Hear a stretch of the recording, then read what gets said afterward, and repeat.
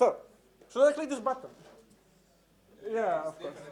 So, I want to answer you guys just this question. How many years of programming do you have since you wrote the first 4, or if? I want you to raise hands, show me my fingers. How many years have been since you wrote the first if statement? Yes.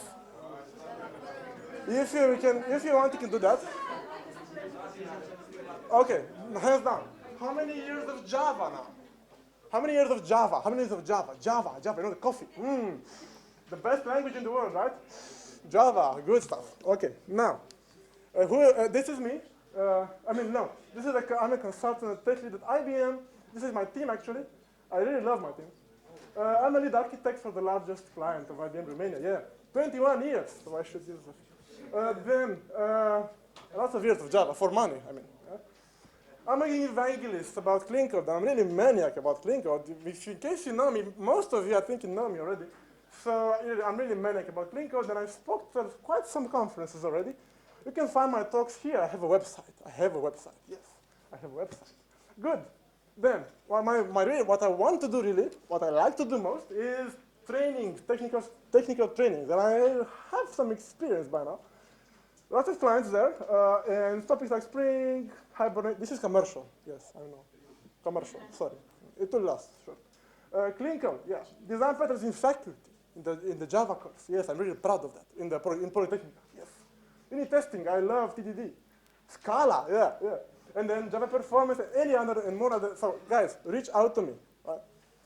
Talk to me. Let's speak afterward. Let's see what happens. Find me on this media. So, yeah. Lots of trainees there, yeah?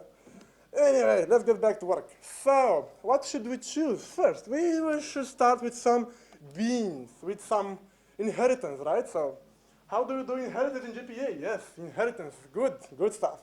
Don't do it. Favor composition of an inheritance, says one principle from Goff, you know? Gang of 4, design patterns, old stuff. Anyway, if you really want to do inheritance, how it feels, let's see. So you have this entity, right, that can then extend another class A, which may not even be mapped to the database, may not have anything to do with the database, right? Any fields in A will not get persisted, will not be used anywhere. So just a random class. You can extend any random class you want. But you usually don't want that, right? No, that's not what I want. I usually want to extend another class that will give me some fields that can get automatically persisted in the database. Typically, there's an ID there, some base entity that has an ID field that will get persisted in some column named, guess what? ID. So there you go. There's this mapped superclass that if you extend, you get all its fields in your table also. And you will see examples, of course. Then there you can extend another entity. Another random entity, but it's an entity, of course, it's an entity with entity, and see it's best to be abstract. That's the most tasty if it's abstract, right? So you extend another entity, and you make that one abstract. Ooh la la. But then, ooh la la, this is interesting. I mean, wow, extend another entity. Ooh. So then the question is, where do you persist? Where do you persist the subclass data? And we have a flip chart. Yes, thank you. We have a flip chart. So let's suppose we have, obviously, we always do the zoo application. So we have the animal here, right? And we have the animal, and there we have the dog, let's say, right? And then the dog, and then probably you will also have the whale, right? Which are both examples of animals. Do you agree there are animals, right? Basic stuff. So then, animal would have probably, let's say, an age, right? They will limit the A field, age. The dog might have then perhaps a race, why not, right? The subtype of dog. And then the whale would have the tonnage. Make sense? Tonnage. How many tons it weighs, okay? The question comes down, where the heck do you persist? By the way, do you guys know that in relational database, there are no extends relationships, right? Relational database only have foreign keys from one table to another. That's all you have. Given that you have foreign keys, please tell me how can I map this hierarchy in the database? Think. How could you map those in database? One animal you can have ideas, come on, folks. So you have keys, you export it as foreign key into other classes. how many tables? First of all, how many tables could you use? You could use 1 or 3 or let's see what fields for one table. What should be the name of that table? Animal. Obviously, animal. And then tell me one thing. In this animal table, nice. How many columns would you have?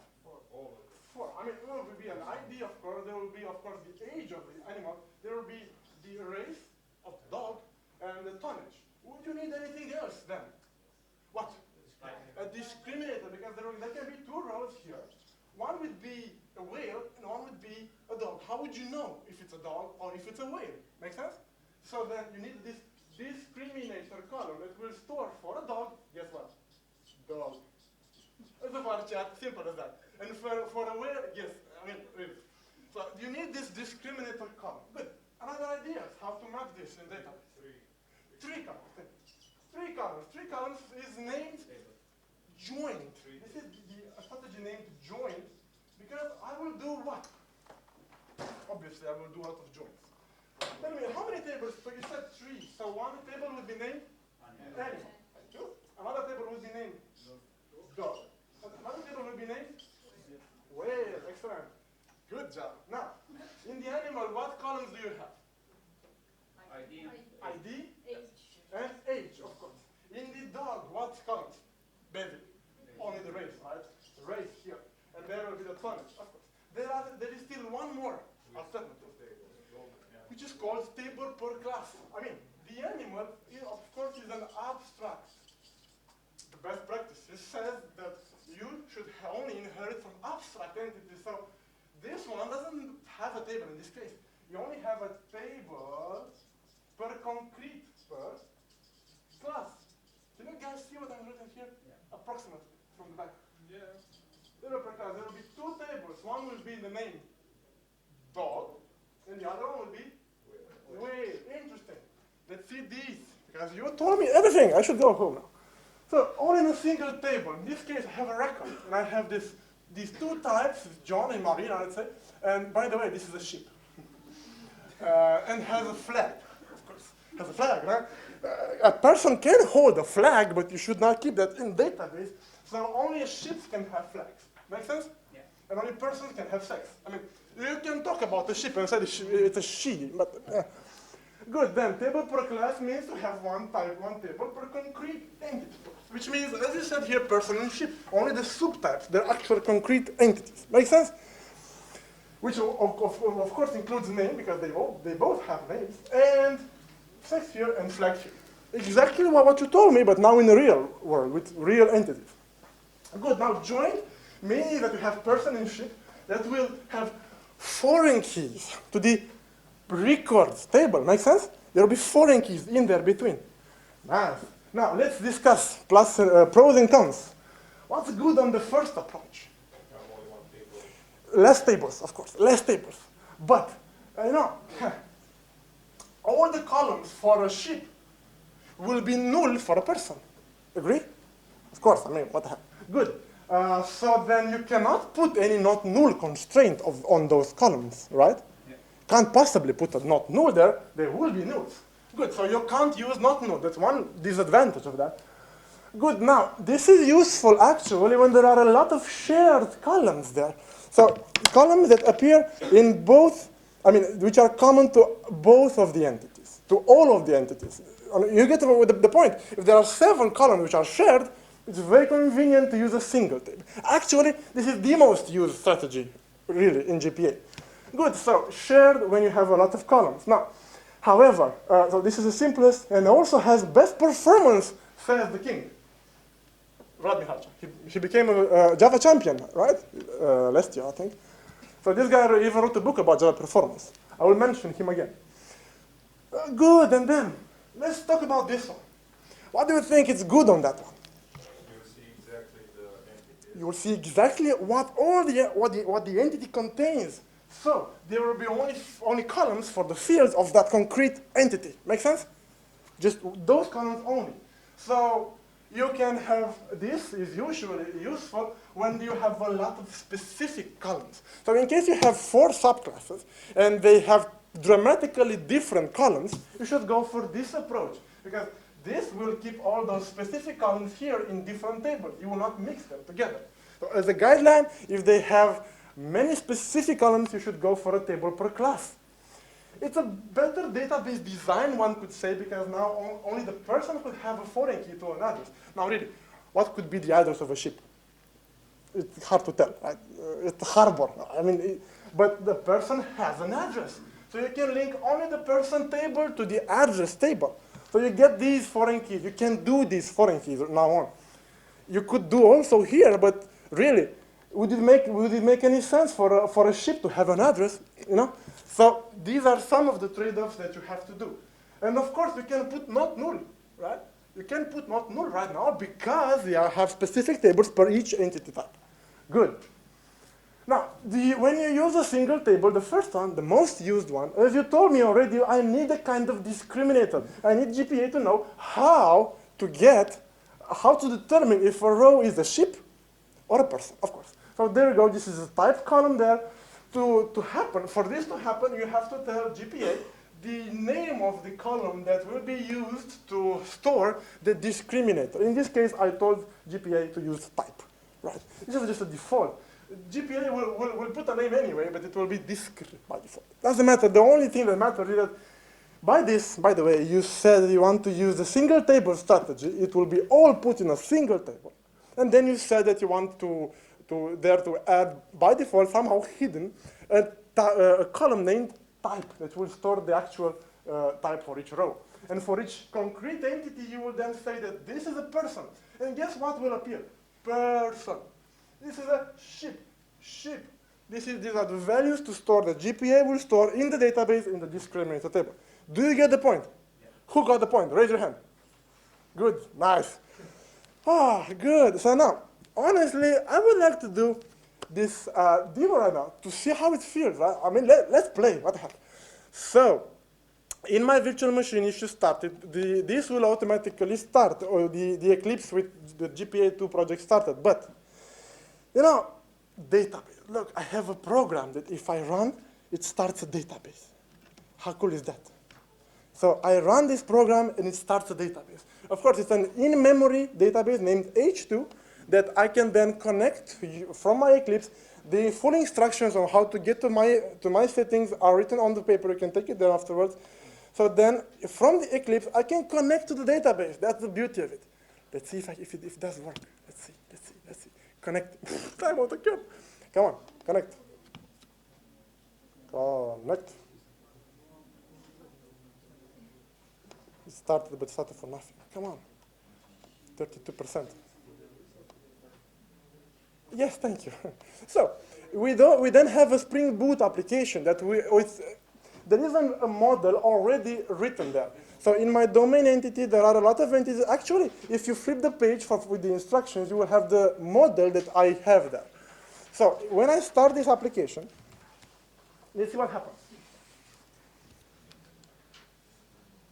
The application will connect to this H2 in memory because I instructed JPA to create all the tables when the application starts based on the Java entities that I have.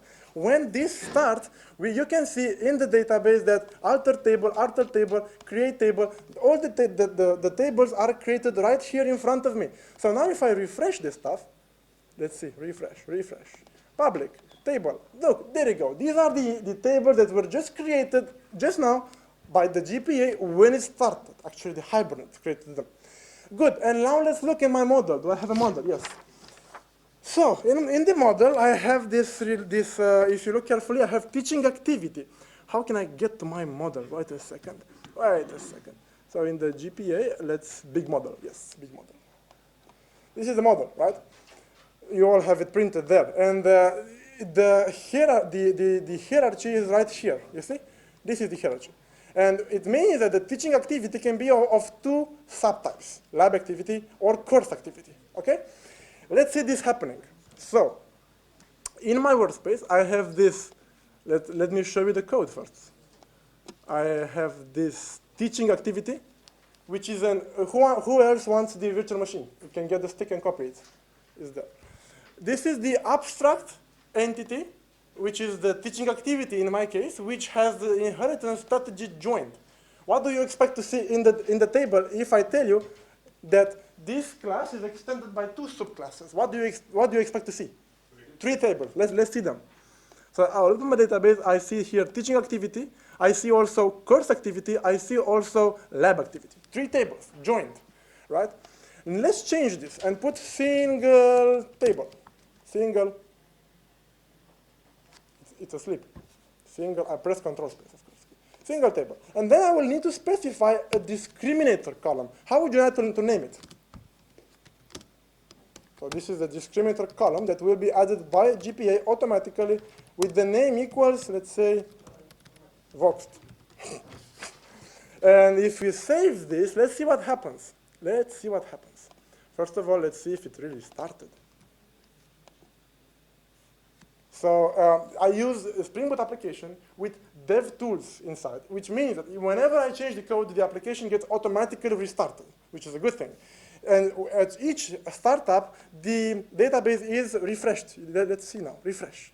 There you go. We only have now teaching activity, right? With the Voxed column there, that will be the discriminator. Well, I will insert a row of type course, then there will be a line there with value course. Okay, and the other one, you remember? The third option. What was it? I have single table, I have joined, and I have table per class. Table per class. If I do that, let's see now what happens. What do you expect to see? How many tables? 2 tables. Let's see that. Book. Okay, identity column with what? With union subclass. Cannot use identity column generation with, what the heck was that? Interesting, interesting, interesting. Lab activity, lab activity, lab activity. Discriminator column. I think this should not work like this. Let's see. Let's see, let's see, let's see. Refreshing, refreshing. If it still failed, you'll trust my word that there will be 2. Anyway, so there can be 3 strategies there. Okay. Good. Let's stick to the single table. Let's see next what we had. So I would say that we kind of covered this part, right? Now, what's next? Cache and transaction. Interesting stuff. This is good, interesting stuff. But let me think just a bit. So cache, let me see, this goes to 64 and this goes to, okay. First I will need to prove you that persistence context is a first level cache. I went to Adobe for an interview and they asked me how to tune a second level cache of JPA. I never even knew what the first level cache is.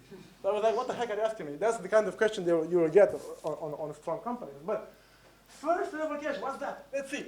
So in the same transaction, if you get from the database the same very entity, what will a cache do if you get it again? From memory, exactly. You will never get to the database the second time if you are in the same transaction. The second time you ask for it, JPA will just give you the first instance, the first very instance with equals equals. And of course, I will need to prove you that. It's the same instance. Then, now this is however you request it. If you find it via if you get it via a query, if it's a children of another entity that you load, however JPA gives to you, it is the same entity if you are in the same transaction. Ooh la la, ooh la la.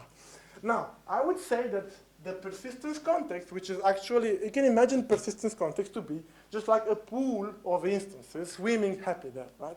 This is basically the cache that you are working with. And this cache is bound to the JPA transaction that is active at that moment. To the JPA transaction. What the heck is the JPA transaction? So I would say next that you work with the persistence context via the entity manager. Do you guys know, how many of you have ever heard of the entity manager interface? Good, so it means you worked with JPA, good. So entity manager is the interface from JPA, so persistence context is there, behind that. But I will say now a strong point. Entity manager is a proxy to the persistence context bound to the currently active JPA transaction. What? What the heck? What's that? What digit? What? It's a proxy to the persistence context bound to the. Shoot him down. He's mad. He's insane. The question next comes, and I'll explain everything, don't worry.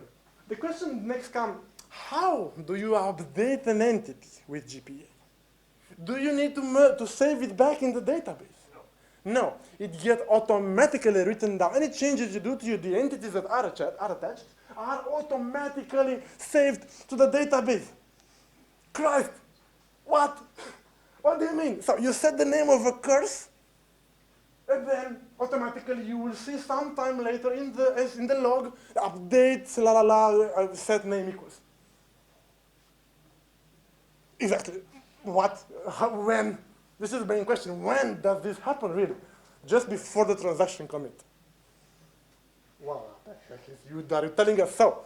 What I want to tell you is that your JPA transaction will include all the entities that you ever got from database in that transaction.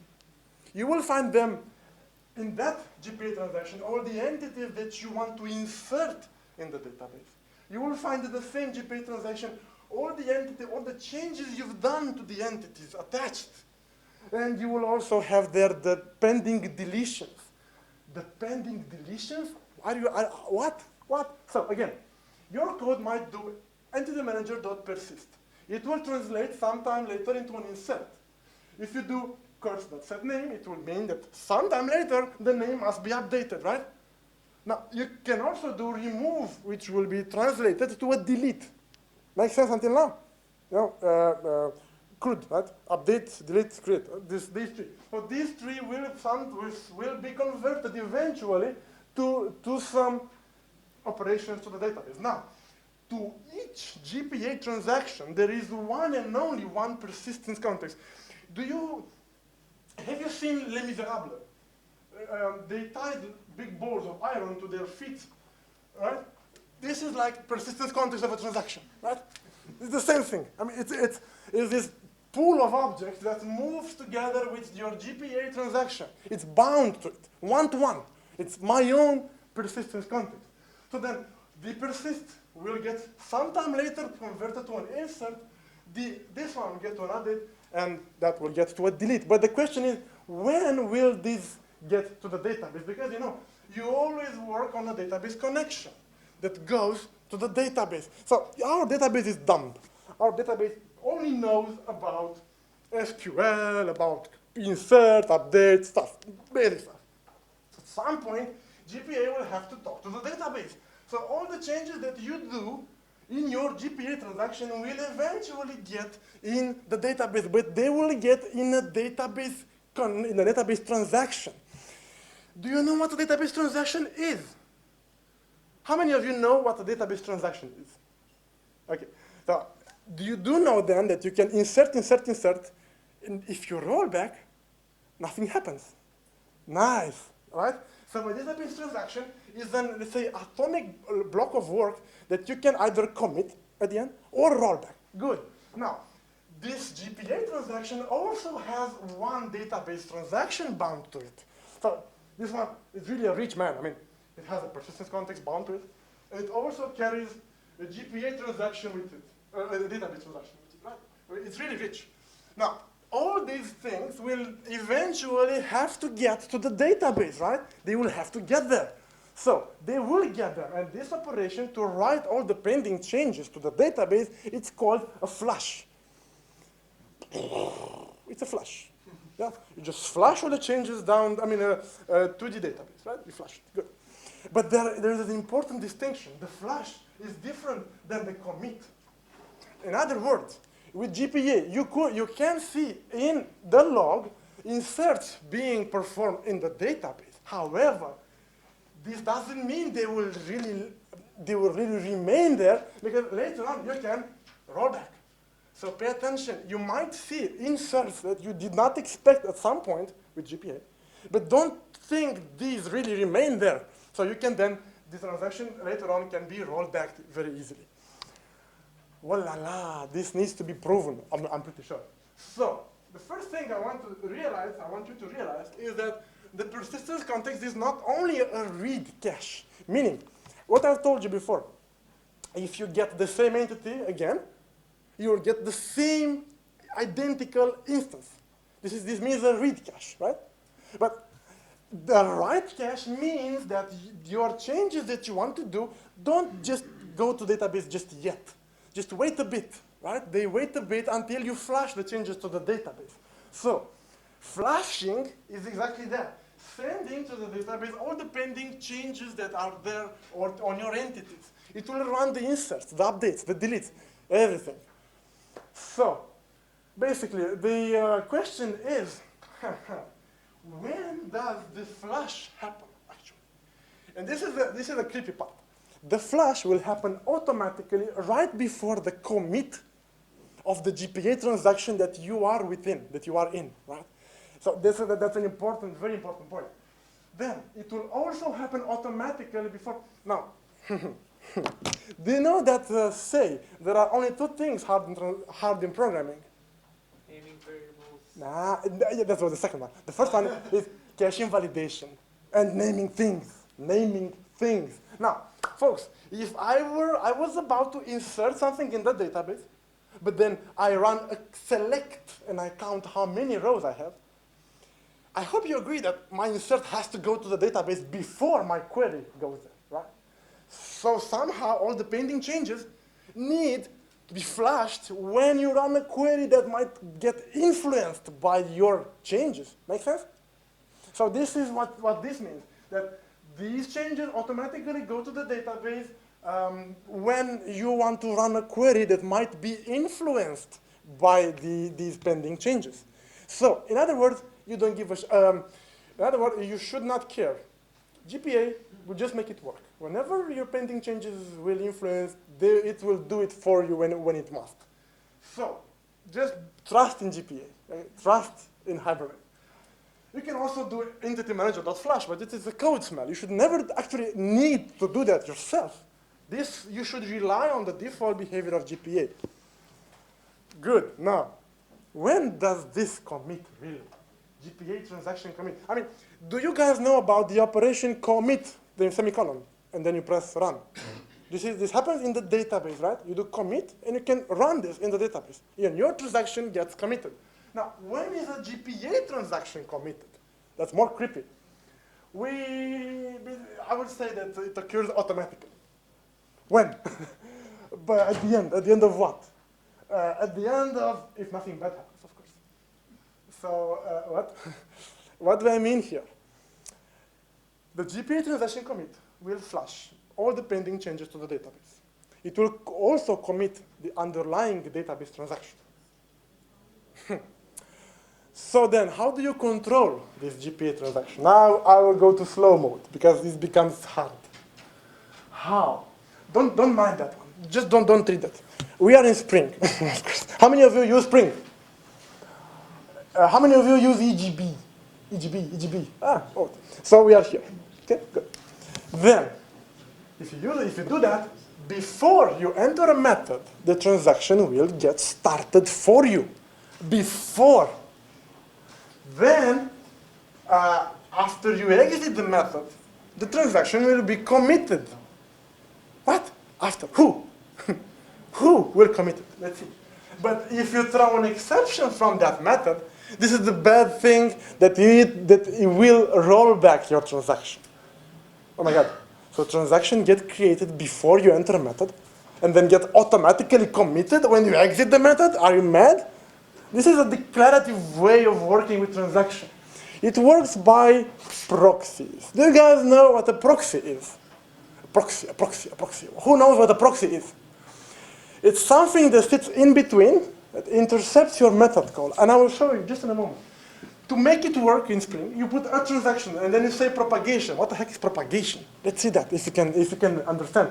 First of all, if you put transaction on a class, it will automatically propagate down to all the methods that are there in the class. But if you want to override what you inherited, you put it on a method, and there you go. This is mandatory, and this is support. The propagation of transaction. What do you mean? Transactions propagate? What, it's a disease? Yes. It's a disease from the method to another. It's like a disease, yes. Now, this works via an AOP proxy wrapping this employee service. Nice. Let's see what that means. So, let's look at the life of a transaction. So, we have this method that we call here in the account service, which is called pay NL bill, which then gets the account from the account repo, and then calls another method. But before you get to even enter the method here, you run into a proxy. There is a proxy there in between that you don't see. That's the beauty of it. There is an invisible proxy that can execute code just before you really enter the method. That proxy will look at the transaction propagation attribute that you have on the method. And this method states that it wants to run, it requires a transaction. What do you think it will happen here? Transaction. And it's not. There is no transaction. So it will. That's another attribute. In this case, it will create a new transaction. There you go. So the disease is born. The transaction is here. Later on, you call this method. This is supports. What does this tell you intuitively? It goes further than just the way it is. It goes further with this transaction. Yes, so this transaction infects this other method. Good. Then you go into pair build. Oh, by the way, in this moment you go to the entity manager, you go with JPA to the database, and you take stuff out of the database. You take stuff out of it. And so in that moment, when you do find, the persistence context is born. Right? It is bound to the current transaction. And in that persistence context, you get out stuff from the database. You load entities. This is the moment that you should realize that the JPA is your big brother. You know Big Brother, the show? JPA is watching. So before, I mean, it gets you the entities that you requested through, but it also keeps a reference to those entities. It keeps a reference. It will monitor your entities. It will look very careful. Say you, it's like, yeah, it's CIA, right? So you return those entities here, and then you change one of them. But JPA knows, because he did a snapshot of the entities before it gave you your entity. Just like a picture, right?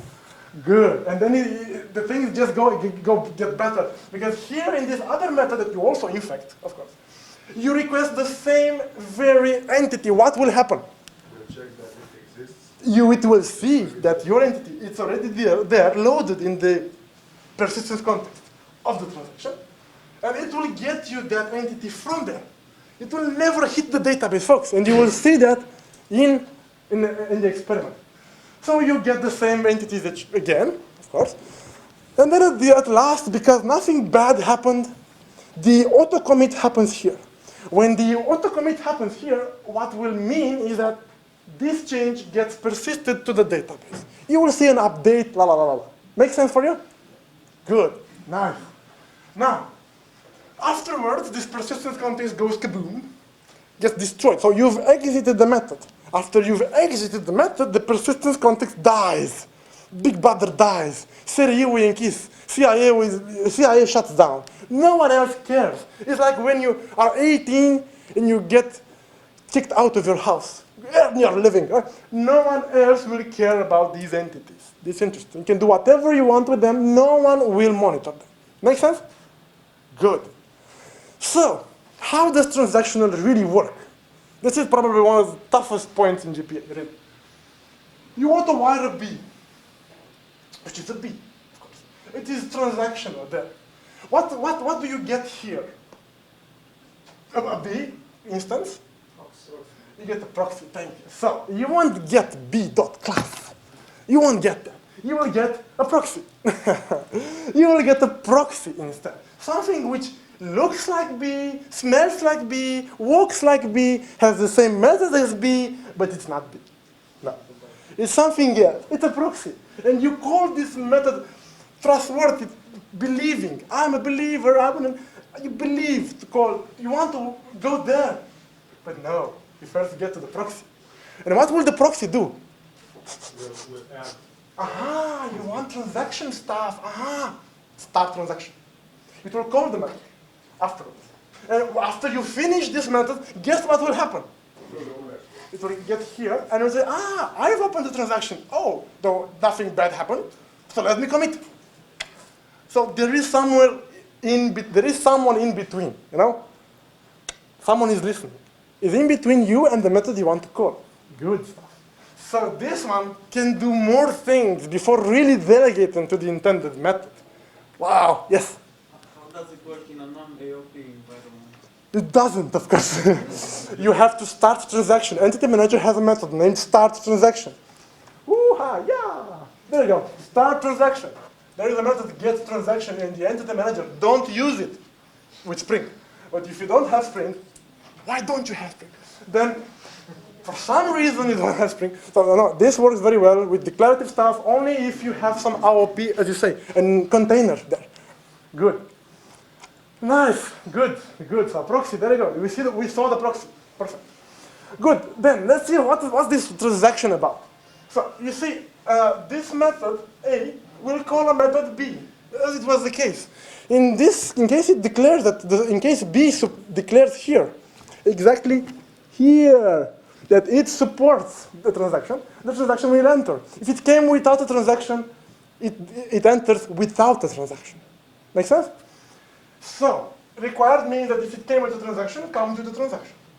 If it did not have a transaction, it will create a new one, right? And there is a third one, which is named requires new.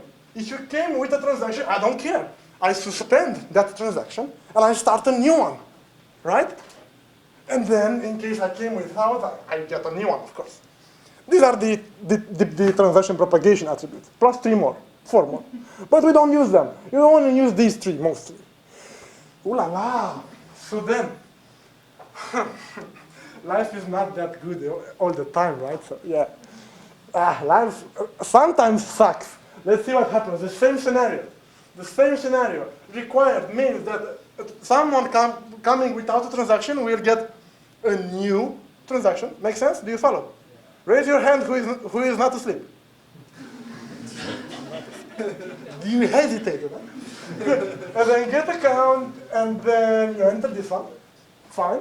You find something from the database perfectly. Again, there's your persistence context with your entities there. You change this entity here, and then you enter this method. You do a find, and then guess what? Kaboom. Now, this little proxy that wrapped this method sees you exiting with the transaction.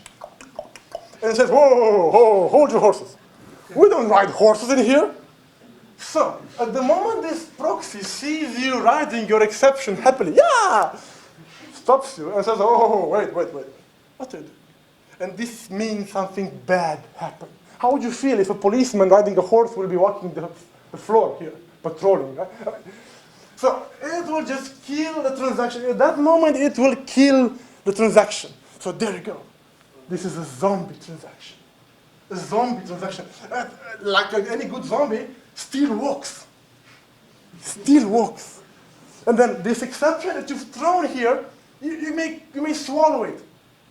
Like we all do. By the way, doing that is a clear sign that you need professional advice or professional reorientation.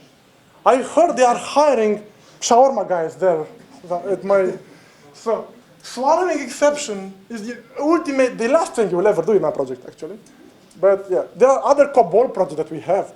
By the way, did you know IBM is the largest IT employer in Bucharest? It's a companies of companies. Good stuff. And then catch E. Good. So we will have projects for all of you, I'm sure, if you do that. But no, you don't just swallow exceptions. No. You want to persist the error in the database. Please don't judge me. It was a requirement from them to persist the error in the table. But this is me years ago trying to insert something from this method. Guess what happened? Doesn't work, obviously. So this is me banging the wall. What the fuck? From that anger back then, this slide resulted. So, I wanted to insert something there. Guess what? Doesn't work. Because at the end, there will be a rollback, always. Right? So, yeah, there you go. There's a bug. How do you change it? How do you fix it? Make a new transaction. You already remember. Make a new transaction. So, instead of accepting the zombie, you say, don't do that. I will just exchange this one with requires new, which means that this little proxy in there between will see that you want a new transaction. And guess what? A new transaction gets born, which leaves exactly from here to here, and with a little ball caught with everywhere. Some said that when you are born, you should be assigned a phone number, like CNP and phone number. It will be when you're RIP, the phone number. Anyway, so persistence context is there to this little transaction. And guess what happens here? The proxy sees, oh my God, I've created this transaction. Now it exits the method. What will happen here? Commit. This is an important rule, folks, really. A really important rule. Whenever a proxy creates a transaction, the same proxy will end it, either commit or rollback. This is a super important thing. You will find yourself hunting who created this transaction, who, and you will have to determine what method actually created the transaction the first time to know what died, to know what died. You have to determine that this is the place the transaction was created, right? Because you crashed the transaction here, but what you did here also is lost. So you will have to go hunting to see who created this transaction. And that's an art. That's why you need to print this slide, actually, and keep it under your pillow. Sleep on it. I mean, have it on your desk, right? Put it there. Huh? And this is a reference I really used at first. So, good. How do you kill a transaction? You throw a runtime exception. That's what I've said already. If an exception goes kaboom, the transaction will be killed. It becomes a zombie. So you throw a runtime exception from a method. Then there are other conditions. Now, on a range from 1, if 1 you are super okay, and 5 you are dead, brain dead. How are you? Are you fine? Do you want the demo now, or can I continue talking? Are you fine? Yes? Yeah. Squeeze the chair. Okay. Voila. So it has to be a runtime transaction, a runtime exception, right? It has to be a runtime transaction. Then the proxy will kill the transaction. But you have to be sure that that method was intercepted by a transaction interceptor. This one, the blue stuff, with eyes, the proxy. The blue stuff actually, do you remember the blue stuff? Of course, you should remember it, yeah, this one. This kills the transaction, this one. So, you have to be sure that blue phantom is there. So, you need to see, this is actually the name of that blue phantom, transaction interceptor. And you want perhaps to throw or to print the stack trace in which you are currently in. Let me explain what I mean. I was now in the create subject method, you see, here. But then, this is me, and somewhere, somewhere below, guess what? This is the controller. So folks, the controller in the create method at this line called the subject to create the subject. What's this in between? Yes, it's actually Spring intercepting the method called this. There is nothing from me in between. The only thing that may catch your eyes is what the heck is this? Wow, nice. The strategy of creating. Not strategy. This is a dynamic. Okay, so dynamic subclass of the facade created by CGLib. It extends your classes at runtime to be able to intercept that proxy, that blue proxy needs to be an instance of the facade. To be an instance of the facade, it subclasses your class. This is the last word he said. Rest in peace. We can try this, of course. No problem. I did it, of course. The first thing, okay, what is if it's final? It will crash, of course. Yes, but you do know that constants can be set, right? You can modify modifiers. You can make it so field to be non-final at runtime. But you did not hear that from me. Okay, so when using JPA, if you change the state of an entity instance, the change can get saved to database. That's what I've been talking about. Now, when it doesn't, how can I do this? Let's further the experiment. So what I mean here is that in case I ever change an entity, it will auto. So I want to prove you many things. First of all, the read cache. What does it mean, the read cache? I load the entity from the database once, then in the same transaction, I load it again, and I want to see the same very entity with equals equals. Are you with me? Should we do that? So, let's see. We have this Vox days playground. That these methods are run here, right here in front of you, right? You see? Let's see. Let's first see if they work, actually. Sysout 1. And, of course, the traditional sysout 2 here. Let's see if after the application restarts, I see 1 and 2. What I want to do, so I have 2 transactions. In the first transaction, I will create a new thing. Let's make it simple. So I will do something like, first of all, how should I persist a thing in database? Do you know that? Using what interface? What should I get here first? Thank you. Entity manager M. Good. So Spring will get me that. Afterwards, m.persist of a new error log. Let's make it simple like that.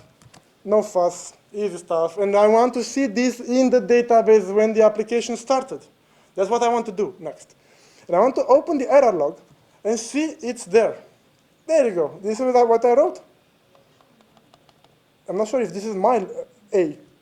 That's my X, of course. Good. Then I want to load that. And the question that I have for you is, what is the ID of this entity? Let's wait. 1. So I know that I now have in the second transaction already in the database an error log with ID 1. So let's find that. How do you get from database? em.find. What kind of class do I want? Error log.class of primary key 1L. And this is the error log. Hey. Good. Now, let's try E2, and then let's compare. Sysout E equals E2. Right? This is what I'm telling, actually. To get the same entity again, we'll never get to database. It will give you from memory. Could that be true? Interesting. So this printed true. Nice. But then you may be wondering if this transaction is a disease that spreads in methods I invoke. The next thing you should have in your head is, oh my God, what if I call here auto wired private other? No one writes with me, so I can be fast, okay? Other class. Other class. Let's create this other class first. And let's say that this is a service, why not? And this is also transactional. Good. And then in this other class, I want to call a method. oc.aMethod. Passing in the error I just found. And look what I will do next. So I will create this method, a method, in this other class. And I will get again from database here the same, the error log with the same ID 1. So guys, now I'm in another class. If this will work only if the transaction is a disease that spreads through the methods I invoke. You see my point here? So if the transaction that I've created in the Vox Days playground spreads with the call to this other method here, then if I get the same entity again in the same transaction, I will get the same very entity. Who agrees with me? That if I prove that, it means that the transaction propagates. Do you follow? Let's see first the code, because you don't follow. So, this is the second transaction. And by the way, do you notice something interesting? Although I did the find twice here and here, there is only one select. Do you notice that? There is one select. This is actually, that proves that it's a read cache. If you go the second time, it gets to the same entity from memory. And guess what? It's true. It is now, so, okay, the true is very, let me be more explicit. So, an entity, now, getting the entity with the same ID within the same transaction, even from a different method, gets me the same very instance. Is it better now? Now you can follow. Let's see printed, true. That's true, is true. That's true. Getting the entity with the same is, guess what, is true. So, getting the same entity again, this proves to be a read cache. Do you agree? Are you convinced? Do you vote? Good. You can write something Yes. to change the propagation from the transactional. Yes, let's try that, of course. Good thinking. Transaction and make it what? Requires new Equals requires new. and the same. And let's see what happens now. What do you expect to get printed? Let's see it. It is the true. What? The second transaction. Did I do something wrong? Yeah, I do something wrong. I should have changed the method in the right side. Of course. Thank you. That was close. Let's see. So I'm getting the same entity again in a different transaction this time, and let's hope it is false. Thank you, Lord. So it's false. So there you go. Now, let me prove you the right cache. Right cache. How can we experiment right cache? Tell me, your ideas. I want to change some entity, right? Let's kill this one first, and let's change the E that I'm passed to set the name, set message to a different value. Make sense? And let's see what happens now. And I want to even go even more and say here, oh my God, this is out after returning. Let's see what happens now. Yes. Okay, after returning, oops. Now, am I the only one who is a bit puzzled? What the heck? How come the update happened after returning? I mean, really, the change was done here in this other method. But the update went to database after this was printed. What does this mean? It's in the same transaction. It's in the same transaction. And the next question, when does this transaction end? At the end Of this method. So basically, after returning, the update went to database, and guess what will come after it will print this one. So right after the returning from that method, the dash message will get printed. So between this and this, who is in between? Do you want to see him? Yes, of course. You should. You always should. It's your duty to see it. So the simplest way to understand this, new, runtime, exception, dot, print. I will not throw it. I just create and print. That's a trick you can use to learn proxies. What will print here is where you were in the second transaction. And let's read. I was in the second transaction, yes, indeed, but look carefully. Who is below me? Who is he? Who is he? He. Transaction interceptor. You see? There you go. There's the blue one. What? So there it's there in front of your eyes. And because this proxy is there, if you shut the transaction, it will die. Do you want me to prove it to you? So right now in the error log, if I look, it's a different value, the updated value. How can we do to kill this transaction? Ideas. How can we do to kill the transaction? Throw an exception from a method which is intercepted, which is transacted. And I have this feeling that this method is a good place. So throw new runtime exception me. Okay.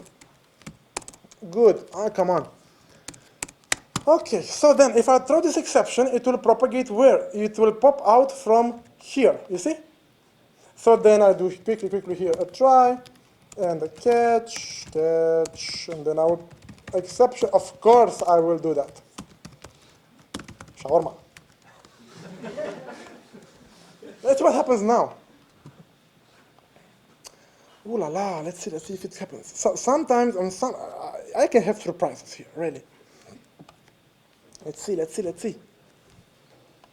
Schema export complete, and ooh la la, it just died. Just died in pain. No, but yeah, it's the E. What? X. Okay. You know that one, throw up. When you rethrow it, you will throw up. This is a good point. If you catch an exception and then you throw it again, why would you do that? To log it, right? Because you don't know if anyone else will log it. This is fear, my friends. So that's why the idiom is throw up. I mean, export complete, and then, come on, you can do this. You can do this. It started. Yes, it started or not? Nah, not quite. It died at some point. But let's see what happened in the database. This is interesting. Whew. The database died also. Oh, rest in peace. Anyway, let's see. Did it really died? Yeah, this is this weird stuff that this throws a transaction. Yeah, I could show you, but it's ugly. Catch, exception, it will throw another one, and then nothing, of course. So, good, let's try again. So, what did we see? Did we see finding the same entity again? We give it the same entity. We saw that if you change something, it gets automatically updated in the database. The persist will happen. What else have I shown you? What else do I need to prove to you? So if you have thrown and caught the exception. That's what I was trying to do now. Right. Let's see what happens. It hanged for some reason.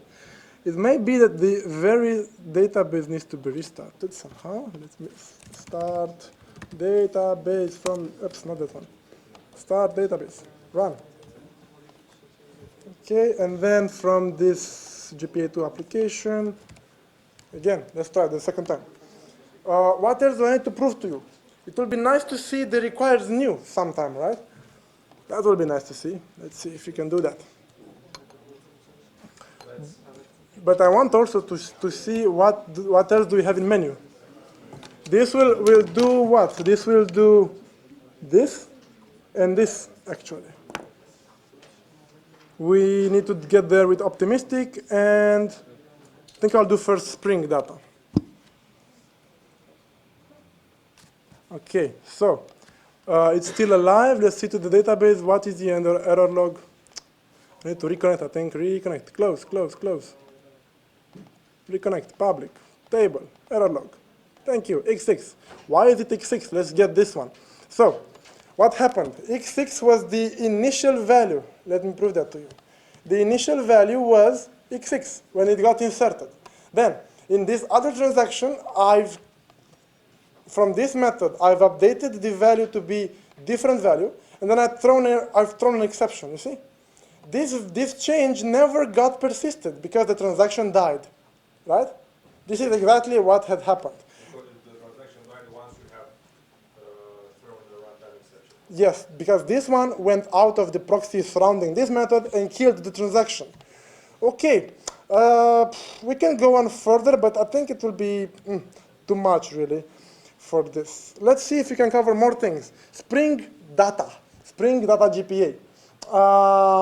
Let's try to do that. So, after you have written a lot of such find, save, tralala, you would want to get more productive. So you then hear about this Spring Data JPA. Let's write together a repository. So look what I will do. I will create a new interface.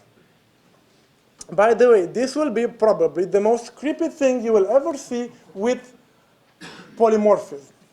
It begins very nicely. It's something like, let's say, error, oops, not here, but here, error log repository.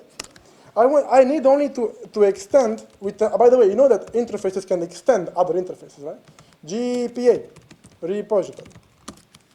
Okay, and then you have two things to give to this class. What do you think T stands for? Is the entity, is the error log. What is this serializable? What could it be? The primary key.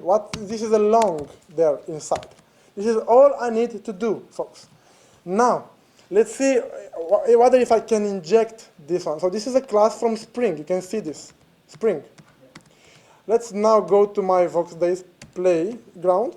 and let's inject this interface. By the way, you may be wondering, I never implemented that, right? So what are you doing? How could this work?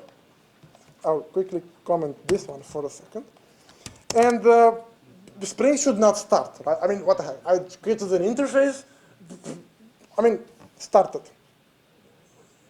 What the heck? Let's see, what do we find in that repository? Count, delete, get. Look how many things are here. Exist, find.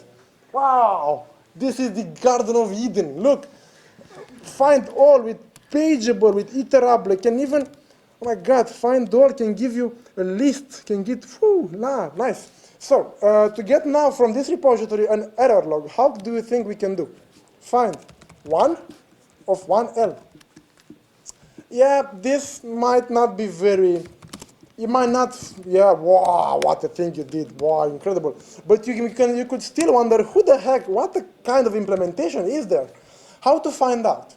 Repo, I will just system out, is this a decent implementation? Let's print out the repository get class to see what's there inside. Who are you? Who are you? Who are you? Let's see. Let's see what will print. What will print? Are you a decent? No. Do you know about that old movie? Are you decent? And the girl returned, who, me? That's an old black and white movie. So this is not decent. This is a proxy. Of course, no one ever implemented by hand that one. It is a generated implementation. That's the first creepy part. Good, but then you see that I can, even in the console, I see the error log that I got from the database. You notice this one, this. So it really worked. So I can call methods on a proxy. Wow, cool. But things just get better because I have other methods here. Sysout, perhaps repo.count. Why not? I can get then find all, and I can do a pageable to get just the first page of the records from the database. But this is not what I want to show you, of course. Let's go a bit to this repository. And let's imagine that we now want to select an error log by its message. By its message. So I want to build a method which returns me an error log. Find by message. String message. And then I'll come to my implementation here. But let me put this repository here for you to wonder while I write. And then I want this to happen something like, I want to find the error log by name using XX. So this one above, I want to find here. Message. And I will save everything. I will pray. Do you know what is the most used development methodology? Is it TDD? Is it BDD? No, it is JDD. Jesus-driven development. So, it's not me saying that, other more smart people say that. Jesus, hope it works. Wow. I called the method that I never even specified as a query, nothing. What did I do? What the heck happened?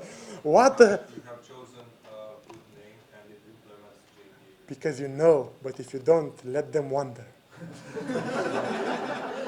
Christ, have mercy. So, find by message. Now, guys, this message really, this message here is the same as the one that you'll see right here. It's the same name of the field. That's why it worked.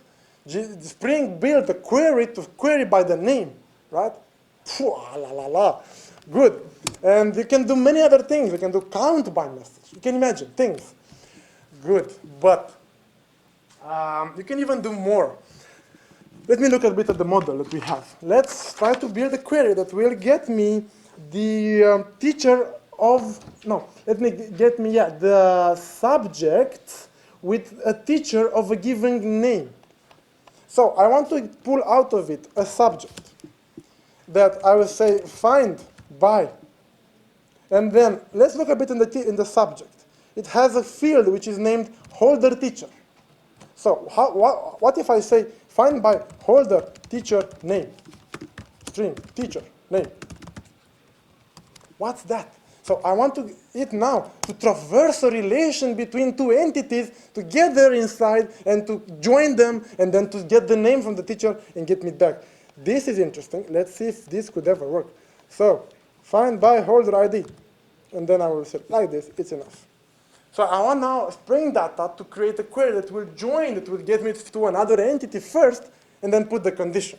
Oh, that's creepy, really. It did not work because I'm in the error log repository, folks. I'm not in the teacher, in the subject repository. But this can be easily fixed, right? So I can make here to be a subject repository. It's enough. Subject repository, whatever. Subject repository, which will have this method, and it will be for a subject. Do you get me? Do you follow what I'm doing? Yeah. I'm duplicating this, and then I will delete this one here. I need then to insert here the subject repo,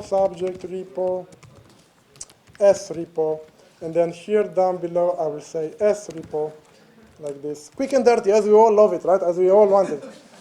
And this is, of course, subject repo. So, let's see now. Almost. Subject repo, what does it need to find it? Subject repo, subject and what? No, this should not be a service, actually. It should be enough, really. Let's try to deploy it once more. I had another one. Yeah, I'll just kill it. Kill this one. Yeah, kill web. Kill the web. Kill the web. Everything died just now. Let's see now. Come on. So, there you go. This is what happened.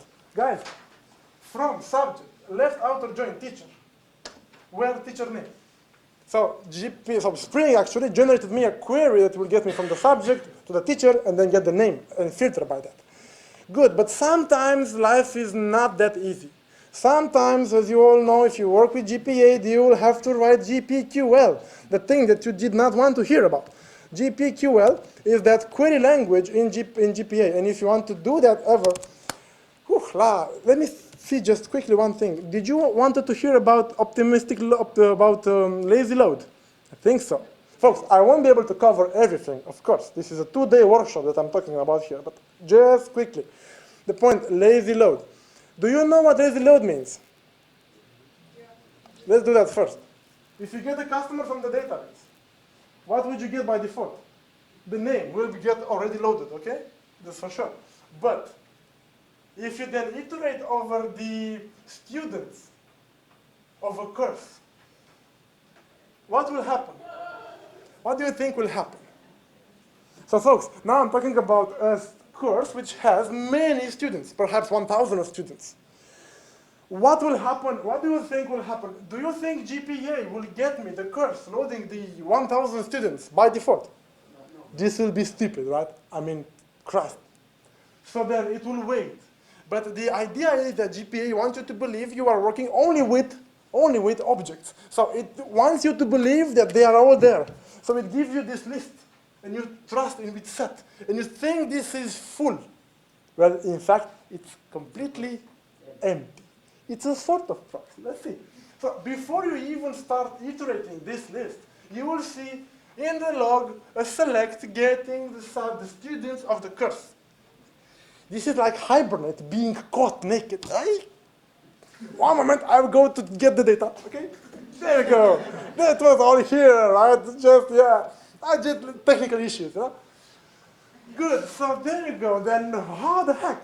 Lazy load means that it is triggered by calling any method on the student's set in this case. If you call size, if you call iterator, any method to string, any method you call on that set, it will trigger a query in the database. Damn! How the heck? Exactly, it's a hack. It's a hack. It's a hacked set. It's not a hash set. No, it's a persistent bag. It's another implementation of the set provided by Hibernate. So if you call any method on that, it will load the children then the first time. If you then want the children again, it will give you the children it already loaded, right?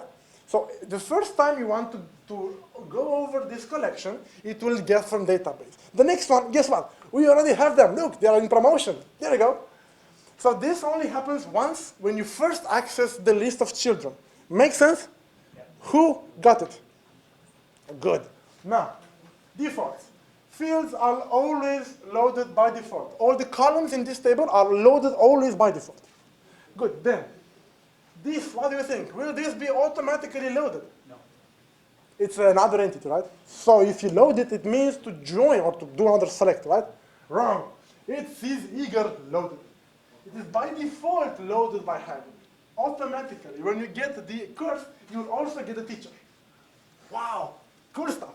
Now, unfortunately, Hibernate up to version 5 point something did a separate select for each course. So it fetched the course, of course, and then one more query to get the teacher of that course, which is weird. Because if you now get from database 1,000 courses, you have 1,000 more queries. Yeah, 1,001 nights to wait. Good. To avoid that, you can do join fetch, or you can make it lazy load there. You can make it lazy. Anyway, the set of students that I've just discussed with you indeed are lazy loaded, are loaded on demand only when you, for example, iterate over those children. Make sense? Now, again, this is a hacked set or list implementation. Now, changing the defaults. Usually a bad idea. Now, usually don't mess with that. Leave them as they are very fine as they are. Now, direct fields are, if you want to make them lazy, you can, but it's weird. I mean, why would you want to do that? The point is, what if this name was a glob of maybe 400 megabytes? It's your CV there, right? It's a big string. 8 pages long. Wrong, CV should be 1 page only, right? 1 page, folks. Good. And then name, you want not to load every time, but only when you really need it. You can do that. But to make it work, you don't want to know what Hibernate has to do. It will hack the curse class. It will instrument it. It will, wow. Don't do that. Then, 2.1, you can also make lazy. Of course, you don't want to lazy load, you don't want to eagerly load your teacher, perhaps, right? So you can do that by that. Again, it will hack now the teacher class. The teacher instance will be there, but in case you want to do anything with it, boom, select. So it will hack your teacher class. This gets ugly. It gets nasty, really. And too many, if you want to make it good, this is the worst mistake you can ever do. Because now, wherever you want to load the curse from the database, you will get also all the students, okay? Like a dark cloud approaching. You know, you just want to get 1 row, and there you go, 1,000 rows. So this you should never do, really, really, really, really. I mean, to avoid it, you need to know about join fetch. And this is what I wanted to get. Join fetch, because in some cases you want indeed to load the parent together with all his children. Make sense? In one shot, using left join. Okay, let's try to do that. So this time I wanted to get from subject together with all the teaching activities. So I want to get again subject, and I will say find fetching activities. I will need to get it somehow the ID. Fine, doesn't matter. This is not generated anymore. Long, subject, ID. Because Hibernate could not, Spring could not possibly know what I'm trying to do. So there you can specify a query, an explicit JPQL query, which could go something like select. Could you tell me how to continue in here? S from. Subject, S. Then, of course, join, fetch, s dot, who? Activity, I don't know the name, let's look, what the heck. It's named what is it? Activities, there you go. I want to preload all my activities. Interesting. Let's see now what will happen in case I call this method. And I will do something like sysout, and then I will call on my subject repository, find, fetch something for 1L. But now, folks, to make this really more interesting, I want first to persist a subject. For there to be a subject in the database already, mu.persist of a new subject with a name. Let's say, why not? POO, poo, right? And then we persist it here, and we see what happens. This is very, very interesting. It will lead you to a best practice that you can. Now, where is my this is just before after returning, right? And where is after returning? After, where are you? After returning. Where are you? What the heck? After okay. System out after returning, but where is the? Did not compile or something? Let me print something before. See what happens. Come on, come on, come on, come on. What do you expect to find, really? Where are you? What should I search for? For this. The message is not here. Why? Why? Am I in the right method? Yes. Then, why don't I see these messages? Returning, let's see what happens. First of all, if you do you guys know the difference between inner join and outer join? What is the difference? The number of the strategy to choose the corresponding rows from the other table. Yeah, but can you tell me why does this math doesn't work for me? Is this a decent implementation? Where are you? Okay, there we go. And afterwards, error log, there you go. And then somehow, where is the rest? After x6, there is nothing printed. Why? Why is nothing printed here? Interesting. There might be an exception somewhere. That's the only reasonable idea, right? So, what? How can I see that? How can I see that exception? Because why? Shawarma. No. Shawarma. Let's see that. E.print structures. I deserve to go now to shawarma, really, to make you all a shawarma. Right? I mean, this is really what should happen for next. So, illegal argument, parameter with that position 1. Oops. Oops, I forgot, folks. So I want to get one specific subject, folks. One specific subject. Where? s.id equals the first parameter. Ooh. So Spring Data will take the first parameter, which is this, and put it here. How convenient, isn't it? Let's see now what happens. Yes, thank you. And it's null, of course. Why? Because, folks, I got the subject with ID 1. And let me show you something. In the database, right now, what is the database? Database.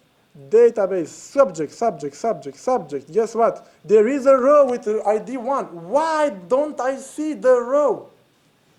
Why don't I see the row? No. Neither. It was in the first transaction. I persisted the first one. Why? I've loaded the subject, fetching, stitching activity, and I don't see the subject. You have no activities. Exactly, I have no activities. And guess what? In case I don't specify the outer word, by default, is the inner, the bad one. So, the point is, when you do inner join between subject and fetching activity, in case for a subject you don't find any activities, guess what? Your subject is gone also. So, to make it work, what should I do? Where? So the idiom is always left outer join or left join fetch. Always like this. Always make it like this. Because really, if you want to prefetch the children, but because of that your parent disappears, you're doing something wrong, right? I mean, always left join fetch. Right? So you always want the parent with children, even if there are no children from that parent. So this time it returns the subject. Yes, it has an empty list of children, but yes. You see, there is one more thing you could ask me. Left join fetch. Did I show you lazy load? I showed you, right? I showed you. So now my assumption is if I now iterate over the activities of this subject, I expect no query will happen. True? Let's test that. I mean, guys, what I give you, the instructions and the virtual machine. I want you to practice afterwards, to rehearse, right? Okay, then what I mean is that this one, I need to make it a subject, and I want to get subject dot get activities. By the way, if I do just that, what will happen? What will happen by default when you concatenate something to a string? It will invoke toString. And toString on the list will get each element printed. You see, toString is also a method. And it will also trigger a lazy load in case those were not there. But guess what? They were there. So there is no query between these two lines. You get the point? There is no query to get my children because the children were already preloaded. Here they are, the activity. So this is how you want to avoid, guys, this is also the most frequent cause of bad performance in JPA. Because this is the famous n+1 queries. If you load a set of parents that have children, and you then iterate on the children of each parent, you can imagine for each parent there will be a query. One more query for each parent, right? So for those use cases in which you want to get parents with children, always do left join fetch. Now, how this feels, let me see if I can get the time to get there. How this feels is that you will see 1,000 queries for children, identical queries in the log. Tuk, tuk, tuk, tuk, tuk, tuk, tuk. And this should give you a hint that you're doing something wrong, right? Saying the same query 1,000 times. Good. Let's see, what else? So, Spring Data, yes.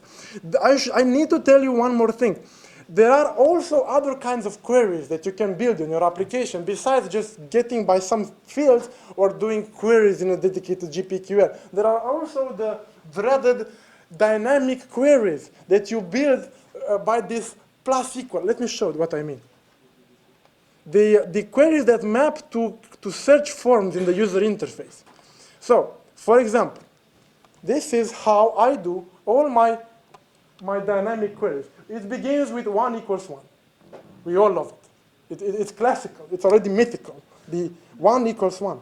After which we begin and we say, if in the criteria, the client gave me the subject, I want them and, guess what? A.subject name like upper of 2 subject. What would that be? You can imagine. It's a named parameter that I specify just after. And there you go. For each criteria, in turn, I have a dedicated if that in case the user specified that search criteria, I want to concatenate to the query that I run also this little bit of logic. Did you understand what I'm meaning here? Who understood? Raise your hand. Good. So the point is, this can't possibly be made using an annotation because the actual JPQL you run is dynamic. And because it's dynamic, we love to put spaces. Do you see the bug? If you concatenate the JPQL to something which, good stuff. We love it, yeah. Okay, so that's this kind of methods you can't possibly make an annotation. That's why, there you go, the most creepy stuff you can ever see with OOP. Let me get you there. So, Spring Data JPA. Find by CNP. Good, we saw that. Then, find by active true. This would work. Find by name and active true. Christ! If you say, yes, it works. It will generate the correct query based on that. Find first by order name. Find by address city. It will get from the customer to the city, like this, c.address.city. It will navigate the object model to get to the city. Good stuff. But then you have queries for more advanced queries, like that, with positional parameters that they are called. The 1, 1, 2, 2. Then select from select. Or this is native. Oh my God, this is native queries. From time to time you have to, to get dirty. But try not to, for Christ's sake, try not to. Resist the temptation. DS resist. Right? So, this can also work, and it's a common practice to optimize performance. You can only get the fields that you are interested in. Because you can already scream, why the heck did it get so many data? Christ, my God, I just got 2 objects from the database. What? Give me a break, what's that? So you can imagine that if you get a real application, you will trust me if I say to you that I did saw a query with 800 columns, of which I only needed 12. Again, 800 columns, of which I needed 12. This was what I did. You can select individually exactly the strings and stuff that you needed. Specifically, this, and guess what you will get back, an array of objects, and guess what it will be on the first position, and the second, and so on, right? So this is selective, this is called sometimes selecting scalars or projections, but you can do better. If there are so many of them, you can create a new arbitrary class. This is the syntax, new com, blah, blah, blah, blah, my.dto, and this is like calling a constructor, and it should have a constructor that takes a long and a string as parameters. Make sense? This will create projection objects, data transfer. These are not entities, folks. These are not entities. Are arbitrary objects created just for this use case. Good. And also what I've showed you, always with left join fetch. Good. This is earth query. This is what I use earth query for. Anyway. So. Can get you an optional, folks. Good stuff. Optional, nice. And with Spring Data 2.0, you can have an not null annotation that will force all the methods to return only not null values. That's super advanced stuff. Stream, yes. How do you get 1 million records from the database out? That's a good question. And let's hope we get there. 20 minutes. Come on. Paginated queries. Oh my God, it can give you just one page sorted by a certain criteria. This number of page of a size 20, for example. This is Spring standard stuff. This is Spring standard stuff. Okay, native queries. Don't do that. So then, here you go. Now squeeze the chairs. It will hurt. You can then show to the ones you hate this slide.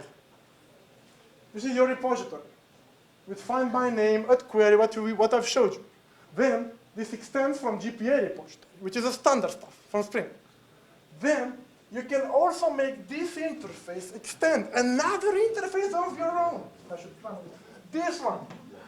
In this interface named custom, this is a mandatory name, you only have the methods which you could not do with this.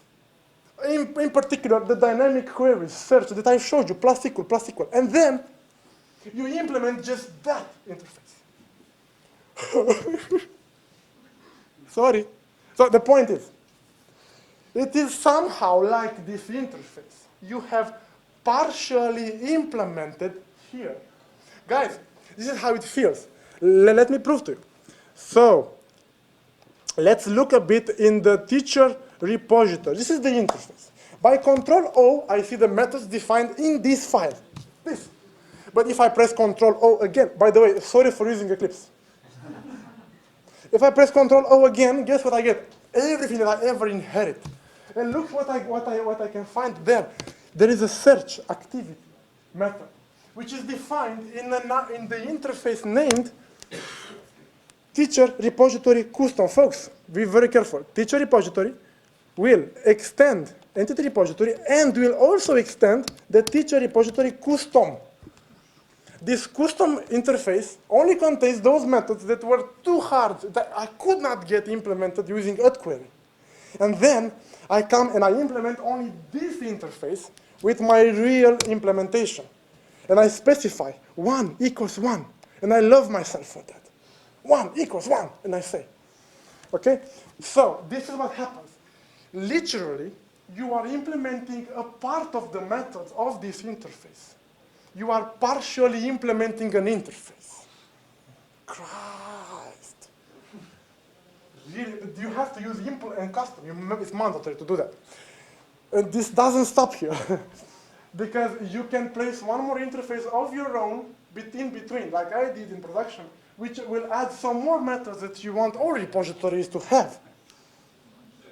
Opa, Gundam style. So, folks, you have one method with the name inferred from the very method names. You have methods with each query for which Spring does all the protocol and yes, create a query stuff. Then you have methods that you manually implement here.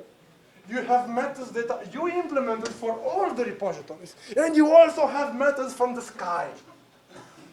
Yes. So folks, Spring Data, we use it. It's a mandatory framework for us, really. It's so cool. I mean, it feels really cool. You only implement what you really need. Those dynamic queries, right? Only these. Yes. Yes, questions? One thing to mention, be careful on the name on the customer repository implementation. It's in red. Yes, thank you. Naming rules. Naming rules.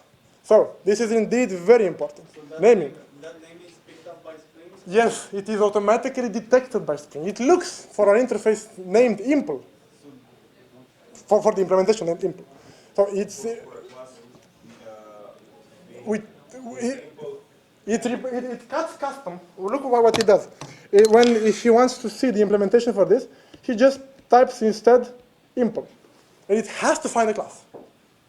That's a naming convention. You can mess that around, but it's a naming convention that you have to do. Only one class? Can you have multiple? You can, but why would you have multiple? You could, you can. You can extend multiple interfaces, another one. And it will find that class with... I think you can name it 2 and have 2 here. Yes, basically impl is the default one, but you can set up. Yeah, but they were asking if you can extend 2 interfaces of your own. Yes, but You can, but why would you do that? that's not a good design. Yeah, it's not a good design. Then the repository is too heavy. You should split your repository in 2. You should have 2 different repositories actually at that moment. You can, but I did. Yes. So, folks, what was that? That was Spring Data JPA actually. I have a Yes. question, because I have seen that you have injected Entity Manager. Yes. And That was a mistake. I'm sorry. I never inject Entity Manager in production. I only use Spring Data GPAs. But continue, please. okay, so I have seen examples when we used to inject Entity Manager Factory and to Don't. You don't want, because if you work directly with Entity Manager Factory, then you are working with not transacted entity managers. These are not under the control of Spring. You want to leave Spring, you want to request the injection of an entity manager. You want that. You want to be lied. Why? Let me show you. But it's a very, very good question. Thank you for that. 1 second. And probably I did not answer your question, but let me see this out will be answered. in a second. What? No. Lie to me. And then you say like something like em.getClass. Who are you? Who are you? Who are you? What do you think it will print? Of course. In my training class, I only say you know Spring if you know what a proxy is. Simple as that. Lie to me. It's a proxy, of course. But you can even go better and say, what kind of proxy are you? Who are you really? Who are you? Right? Who are you? Let's see what he says. It's really instructive to look at it. So, who are you? Love of my life is an entity manager proxy for blah, blah, blah, blah, local container entity. Interesting. So this is a proxy to a persistence context bound to the current JPA transaction, right? That's it. Yes, again, ask me the question. Is it clear now, or? So if I inject Entity Manager, it becomes fully under the control of Spring. Yes, I And bow myself. all- If I use it With entity manager factory, in a few methods, I will be sure that it will be the same. yes, that's the point. That's the point. Spring will inject proxy that will delegate to the same persistence context. And the advantage would be that Spring will handle the transaction propagation for you. So basically, you can work with JPA using programmatic transactions, Java standard style. Don't about that. Just only about If you are in Spring, then you want to let Spring propagate the transactions. You want to use the Spring Transaction Manager to do edge transactional. So basically, JPA will work with edge transactional only if you inject entity managers. Make sense? I know this is super creepy stuff. Otherwise, I have to manage the transaction by Yourself. by start. Start and Yeah, and you don't want to do that. Because it begins the dance. I will start it here. Who will end it? And the ABS guys, I will start it here. Who will end the transaction? so when I inject, so whenever I will inject entity manager and I use it within a method, that will be to be annotated with transactional. Yes, Spring will manage the transaction there. Whew, so, what we saw, we still have to do this. With merge no cache, we saw transaction, we saw lazy load, we saw even beans. We will have this and optimistic and pessimistic. And we only have 15 minutes. What do you prefer to hear? Optimistic beef or performant pancakes? Who wants optimistic? Who wants performance? Yeah. Okay, let's do performance, and in case we have time, we'll come back to optimistic. So, but we won't. JPA is slow. Myth or reality, really. So, purpose of JPA, this is what I want of all my trainees. Go, folks. I don't want you to learn to cheat. I don't want you to learn any API. I don't want you to, I want you to get the philosophy of this framework. JPA is not built for performance. It's not its purpose. Its purpose that drives us. Its purpose is to be simple, maintainable, elegant code. That's the main purpose of JPA. That's why if you don't use JPA with care, it can get very, very slow. It can. So, but also you can write very high performance applications with JPA. There's even a book for this. Okay? One guy really, yeah. Like, you know? So, you have them to know. First thing, God gave us 2 debugging tools. Log the system out and our brains. Some use the third one, debug. What are you doing? I'm debugging. Folks, after 5 minutes, I don't even remember what I was doing, for Christ's sake. Like Pacanelli, no? like 3 lemons, yes. What the? This is not how it should feel. That's why. From another story, whenever you have a creepy problem, you can't really understand, write a unit test. I spent 2 days, this is my personal record, 2 days to write 1 unit test. 1 unit test in 2 days. It saved me weeks afterwards. Look, he agrees now. Somebody allowed you to have those days. I did not do a demo. I said I'm not ready. It is not done. The point is, I invested 2 days to writing 1 unit test for the creepiest problem you can imagine. And then, if you want to experiment, control enter. I mean, rerun. It was trivial to get it afterwards to work. So, don't spend any effort to write a good unit test. Can I show you something from a different presentation? Just a bit. Just 1 second. Since we got there. So, very briefly. So, this is how it feels. Oh, done. Come on. Yes. 21st century, thank you. And can you play this, please?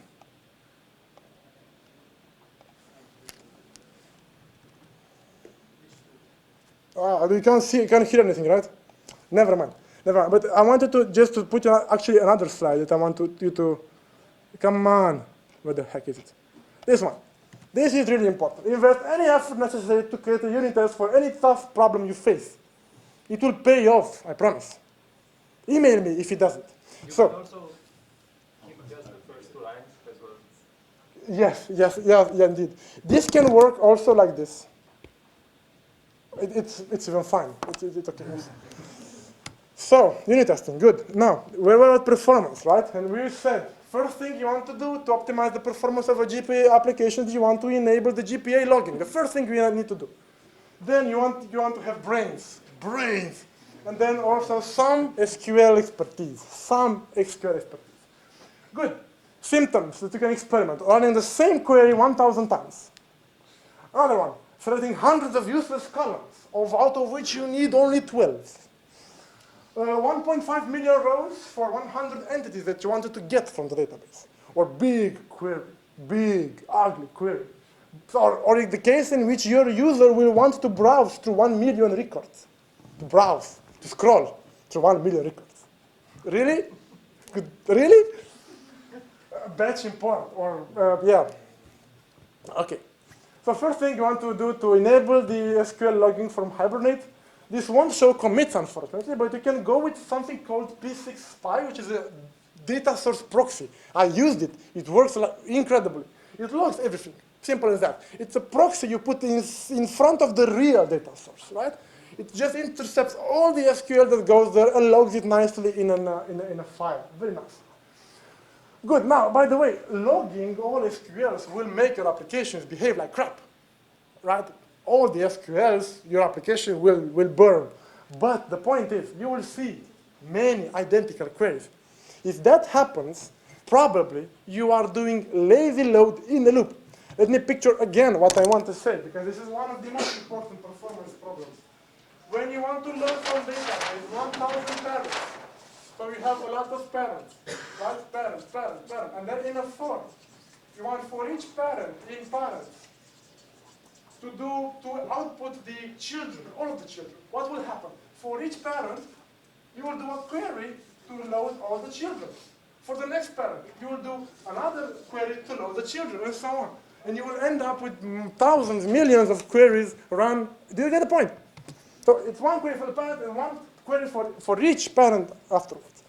You can work around this by using eager on the collection towards the children. But don't do that. Because then anytime you get the parent, it will come with the 1,000 children. If you just one page, if you have the 21, so what, right? So simplicity comes in place, right? Don't complicate your code if you don't really have a problem, right? Then, one idea that you can have, you can left join fetch. But if you left join fetch, folks, if you left join fetch the person with the address, look what will happen.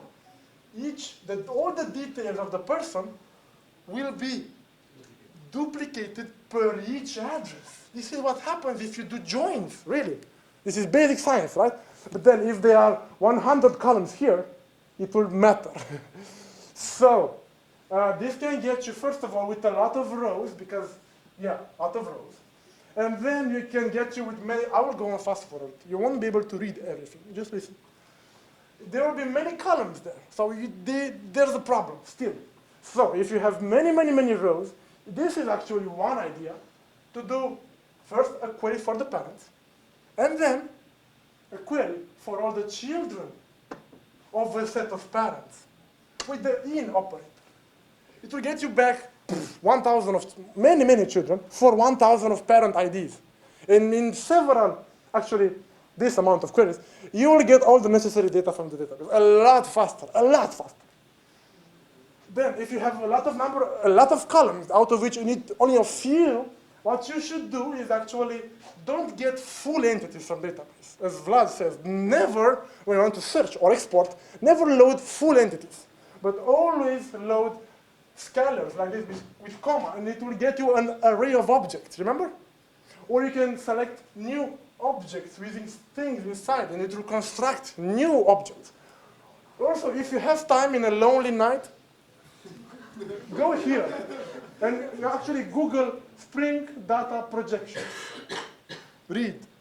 And then also you can make a view out of that complex query, but I would not recommend that, right? But the advantage is that you can then map an entity to a view. Guys, you can map entities to views, but don't do that. Don't create views. Views are created using create or replace view, SQL. Don't. That's the point. Get rid of SQL from an application. So bring only the necessary from the database. Bring less data in Java. Add more where clauses. Don't do filter in Java. With Java 8, it's so tempting. Let's load everything. Everything. Let's filter in Java. Why? Because we can. Folks, that's not the point. You should get from database only a small amount of data. You can then play with it some more using your lambda there, okay? But the main data needs to be filtered first. So do more in database. Bring calculations, bring results, not raw data. stored procedures. Who loves stored procedures? Who loves stored procedure? How do you unit test a stored procedure?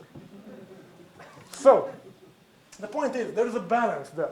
Where to process data? In database is faster. It's the fastest, actually, of course. They have dedicated features for that, but unfortunately, they require things we don't know, like pivot table, connect by, blah, stuff.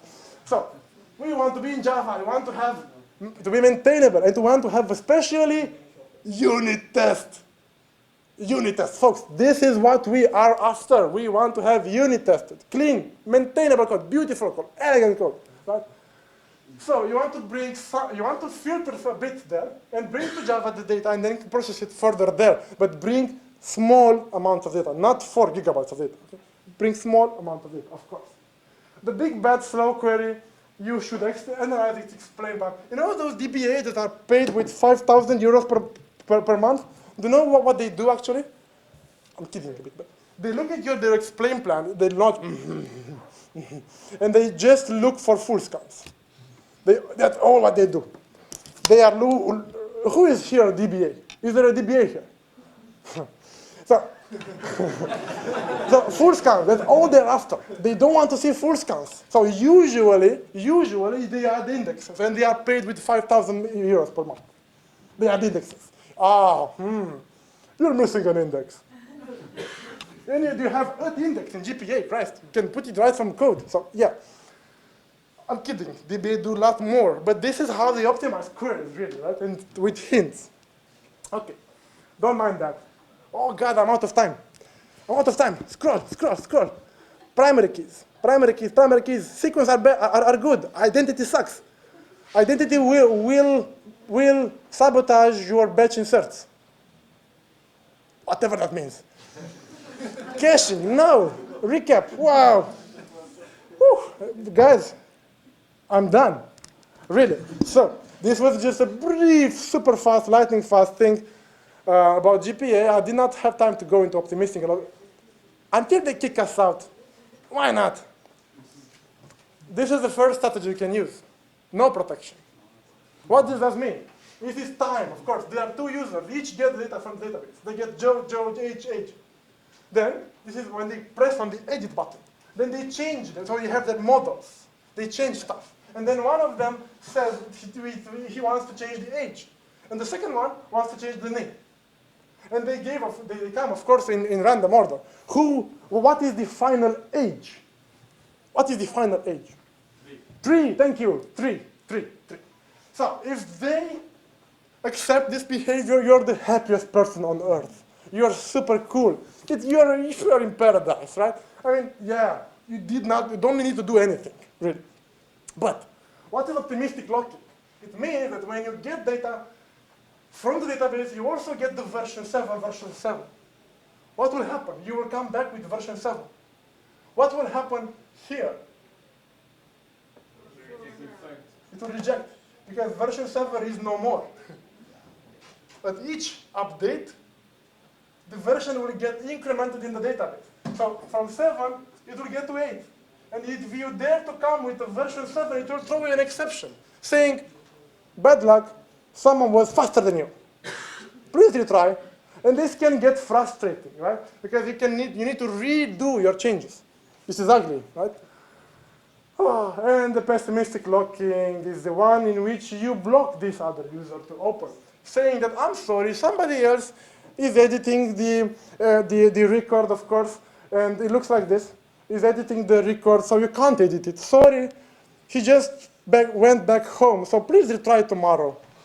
So you are talking about a lock entity, so you want them to expire those locks. You can't possibly hold the lock for 2 weeks, right?